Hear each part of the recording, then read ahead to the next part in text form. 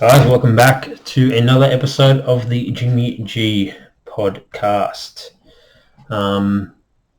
Thank you to everyone who tuned in last week and watched the podcast, first one of 2023. Really appreciate the support. If you do like my content, and you get anything out of it, please just like and drop a follow. Subscribe if you're on YouTube. I'm on TikTok, Insta, Facebook, all under Jimmy Gilligan. So, yeah, if you guys do get value from my content, it would be I'd really appreciate the support.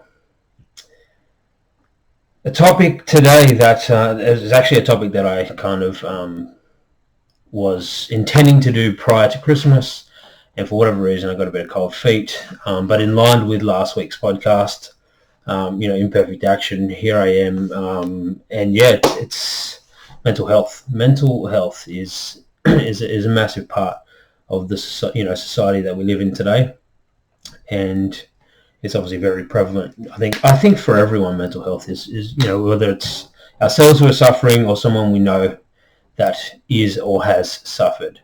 Mental health is a massive thing, and really, society's obviously brought it to light and made a massive deal out of it, and that can only be a good thing, But ultimately, now everyone understands it. Well, not understands, but kind of knows what it is. There's a lot of work to do. I did some digging on some statistics here around suicide and depression, all those kind of things. So I'll just read them out to kind of start and to preface the topic in itself. But so 7 men a day commit suicide in Australia. 7 men a day, which is, when you really think about it, one's too many, but 7 is ridiculous. Nearly 50 blokes a week committing suicide. I believe the number is 9 a day, Australians, but 7 men commit suicide per day, which is just far, far too many. 1 in 8 men will experience depression in Australia. That's a stat from Beyond Blue. And 1 in 5 men will experience anxiety in Australia, which again is another statistic from Beyond Blue. The definition of anxiety is fear of something that may occur in the future. So fear of something that's about to unfold. I get very anxious when I have to do public speaking. I get very anxious when I have to do podcasts at times, but I'm definitely trying to understand that feeling more, and rather than try to ignore it, just try to dance with it. I think that's the best way to kind of deal with anxiety, because it's a human reaction, really, and trying to deny its presence makes no sense, because you're human and you're going to feel human emotions. So understanding it and then really not letting it control you is the superpower, is the key. And technically depression is a mental disorder. It's estimated that 5% of adults suffer from this disorder at some point in their life.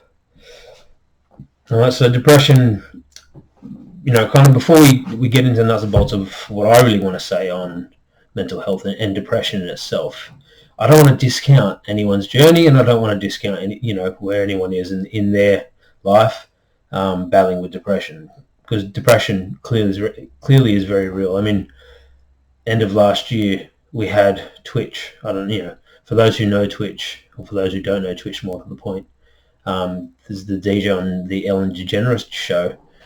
And realistically, from the outside looking in, 40-year-old bloke, beautiful wife, young family, dream job in an industry that he probably loves, or probably really enjoyed. I mean, he was a creative, he was a dancer, he loved music, and that is what he did day to day today. And you watch his social media and all these things, all you see is a happy guy.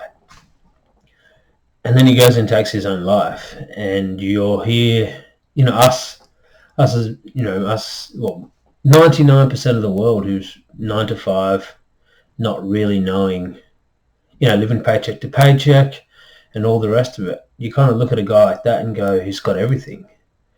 And it just really proves that from the external, whether it's bodybuilding or you're fit, or you buy, you can buy a new car or a new house or whatever. All of those external things, although they play a part in how you feel, ultimately, unless you deal with the internal battles, the internal struggles, unless you deal with the internal stuff, none of the external stuff matters, because a lot of them are just crutches. A lot of them are just facades for really what's going on inside, and they never go away unless you actually take the time, do the work on the internal stuff. Mental health is pretty massive for me and for the lads at JAG. As lost his best mate to suicide. Anson lost his best mate at 13 to a car accident. But obviously, being a 13-year-old, losing someone so dear to you, you kind of deal with that for the rest of your life, especially at 13, because you don't have the tools, the capabilities, the knowledge to understand what's going on and process it, and then really move through it, move past it. I'm at a young age, it would take a lot longer to kind of process those emotions than when you're older. And I've battled what I would consider depression for a very short period of time, but mental health, I think most of my life. So I want to really preface this by saying mental health is one thing and mental illness is a second thing. Clinical depression is an illness. And if you're clinically depressed, realistically, this topic, what I'm saying here is not for you. I'm not a psychologist. I'm not a doctor. I'm not in that realm. And if you have a disease, if you're ill, properly ill, I haven't done that research. I'm not well equipped enough to give you advice in that realm. But mental health is like any other health. If your fitness is lacking, you go for a run. If your fitness is lacking, you go to the gym. It's all part of health. Mental health is very different to mental illness. And I believe that all of us have mental health and struggle with mental health at one, at different, it could even be multiple times a day if you aren't taking care of the important things and factors that influence your health. Now, mental health, you can experience what depression would feel like, or what depression does feel like. But ultimately, feeling depressed or feeling the symptoms of depression is effectively part of being human. Clinical depression is a diagnosis from a doctor where you actually need to go and seek help external help outside of the things that you can do for yourself. So a clear definition or a clear distinction for me is mental health is something that we can kind of fix ourselves through our day-to-day, through the things that we do day-to-day. Mental illness and clinical depression is something separate. And we live in a society today where we are very quick to label everything. We feel a bit down and we call it depression, when really you're just having a shit moment or a shit day or a shit week. Some of the symptoms that you may feel might be what a depressed person feel, but ultimately you aren't depressed. You're not in a good place from a mental health perspective. I said before that I battled what I considered depression. So a few years back, maybe 2016, Claire and I were trying for a child, and we fell pregnant, which was fantastic. We turned up to one of the scans, and the baby had stopped growing. I think so we had 2 miscarriages. That was the first one, and maybe 8 to 12 months later, a similar thing happened.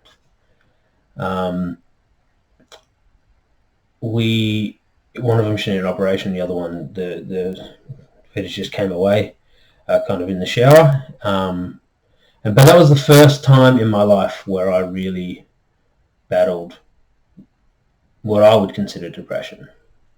In the moment, I was in a bad place, really bad place. It was the first time in my life where I didn't know where to turn or what to do next.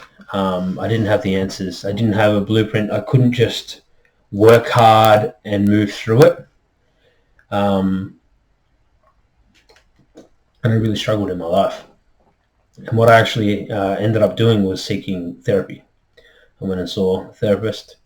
I was working in the city, and I went and saw a therapist once a week for, I couldn't tell you the exact time, between 4 and 10 sessions. And what it really gave me, what that experience gave me was context and perspective.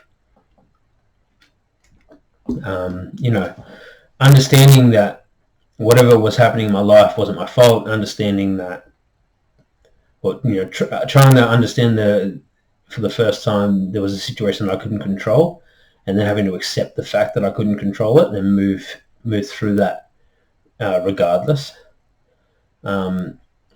But all I wanted to be for a very long time was a father. And now that opportunity was kind of in front of us, and we didn't have answers. We had 2 miscarriages through the public system. They couldn't really do many more tests unless there was 3 miscarriages. And so we were kind of left there with no answers, nowhere to turn, and not really knowing what was next for us. And trying to fall pregnant again, I had a lot of troubles wanting to try to fall pregnant. A lot of stress, a lot of anxiety about what if it happens again. And I really battled with my mental health in that moment in my life. Really, really battled.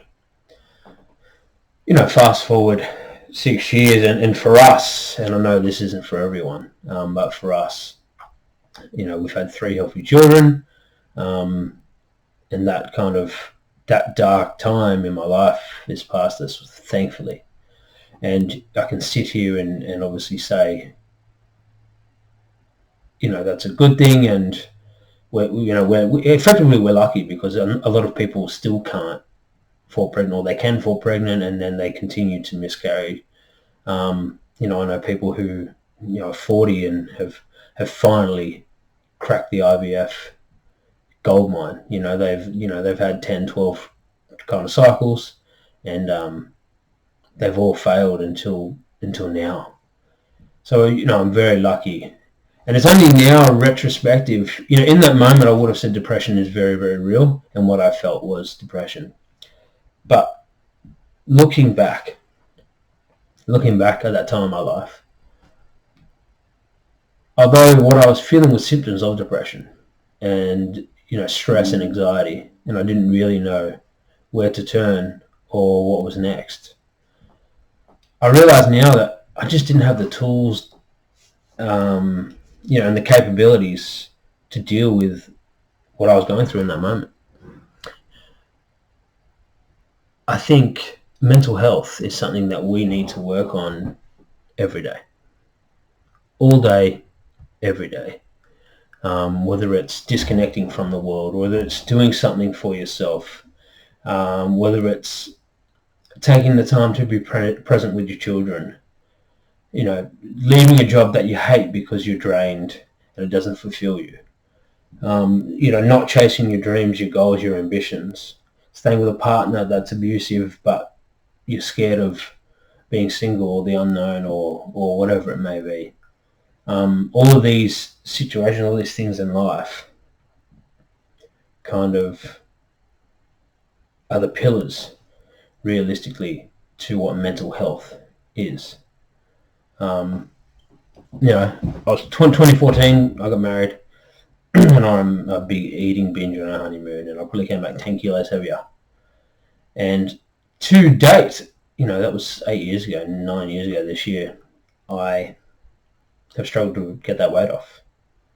I've really struggled to get that weight off, and it hasn't been until now, given I'm only 15 days into Jan, but I've already dropped nearly 4 kilo. And all it is a shift in my mindset and an understanding of a basic calorie deficit and why I'm exercising consistently. That's the only thing that's changed for me. I was 100 kilo, 101 on the 3rd of Jan. It's now the 15th of Jan, and I weigh 97, 98. So it's 3 to 4 kilo that I've lost in 12 days through a shift in a mindset and a powerful anchor as to why I want to do what I'm trying to do. Losing weight or exercising frequently, the actual process of it is simple. To be honest, losing weight is just a matter of calorie deficit. There's obviously nuances that go into that, but long and the short of it is, if you're not in a calorie deficit, you're not going to lose weight. And if you think you're in a calorie deficit and you're not losing weight, you're not in a fucking calorie deficit. It's very simple. So not eating something is actually easier than eating something, realistically, when you think about it. Not putting something in your mouth, not going through the preparation of the food, not having to purchase it from the shop. All of those things is actually easier to just not eat it than it is to consume the food. And same with exercise. Exercise, okay, you got to go to the gym. If lifting weights is your method of choice, but the actual exercise in itself, if you're looking to actually lose weight, is a very small portion of your calories burn. Your body burns calories naturally, and what you put into your mouth, provided you're in a calorie deficit, you are guaranteed to lose weight. And truth be told, I'm 31, and having it laid out as simply as that at the back end of last year, and me researching into that concept, I now understand that losing weight, which is something I've struggled with over the last 8 or 9 years, is that simple. It's a simple case of making better lifestyle choices from a nutrition standpoint, effectively from a food consumption standpoint. It's that simple. So if you are struggling with your mental health, all right, a lot of the times,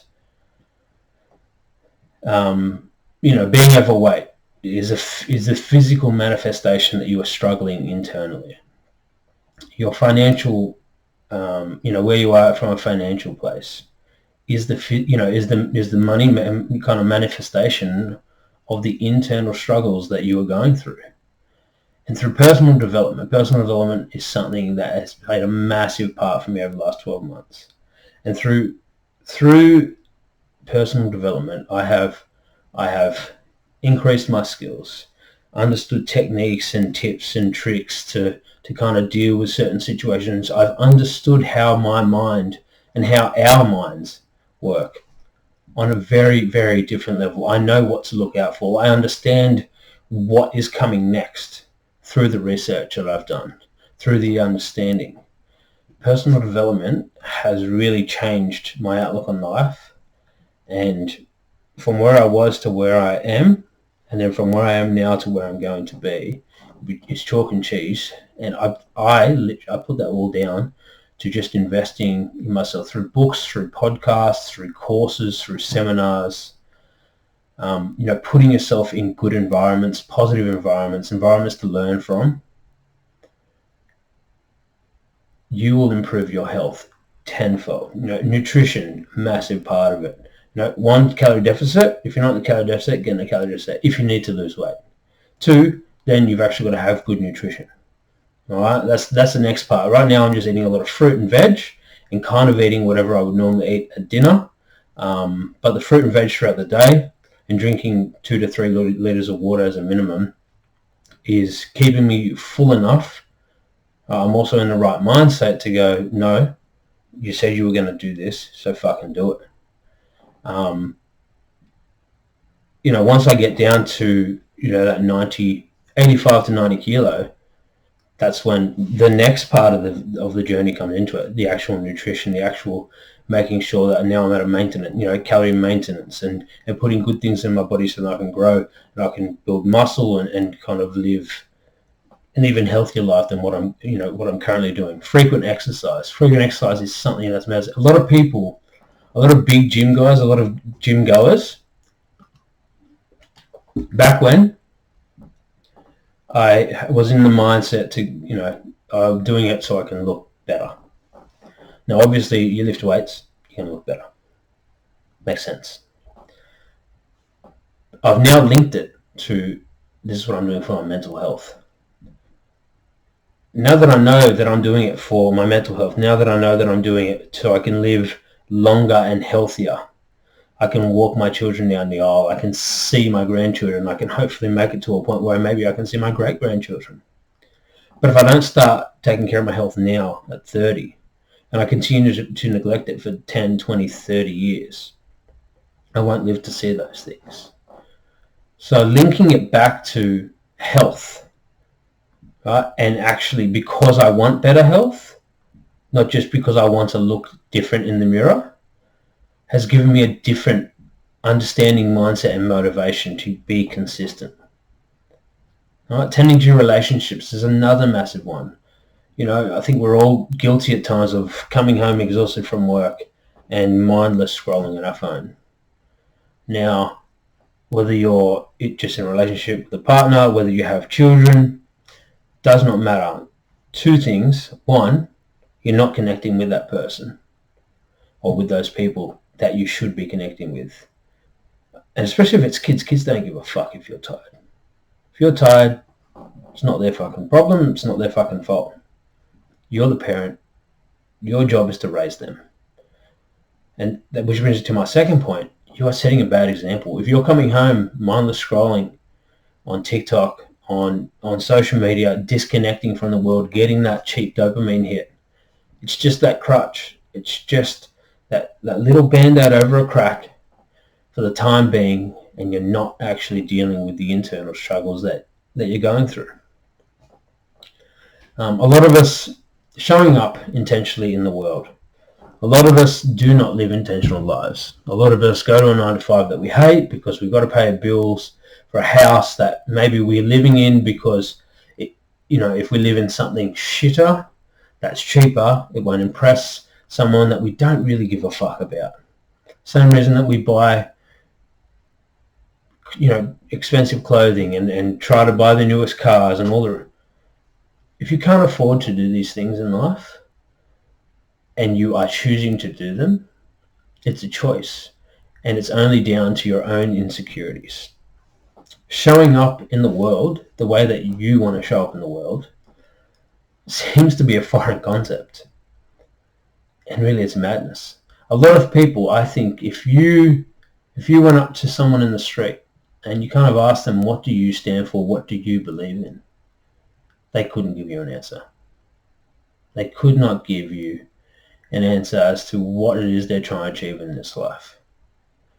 They don't have a direction, and they're not being intentional with their life. They're not intentionally going out and striving to be 1% better every day. They're not intentionally going out and moving in any direction because they don't have a North Star. That's a really dangerous game to play. A lot of us are living lives based on how we think we should act in the perception of other people. And that is so fucking dangerous. And it just leads you to an unfulfilled, unhappy life. So doing things that spark you, doing things that spark light in you, doing things that are aligned with your interests because you like them, not because you think someone else will like you liking them, is very important, but it's foreign. And I think we really need to change that narrative in the world, because ultimately, if you aren't living life the way you want to live life, then you are living life by someone else's terms or on someone else's terms. I don't know about you, but that's a pretty shitty life and a really dangerous game to play, especially for a long, long period of time. As humans, we are built for growth. We're growth machines. So if we're not growing, in my mind, we're dying. And if you don't know where you're headed or what it is that you want to achieve, then you're not living intentionally and you're not growing and progressing. You're not advancing in this world. And if you're not advancing, as I said, if you're not growing, you're dying. It's very, very simple. And the other thing, I think the last key point on the things that we need to do to fill up our cup is start to have real meaningful conversations with, we start in our own house, but then we expand it outside of those, those four walls, or, that household in itself.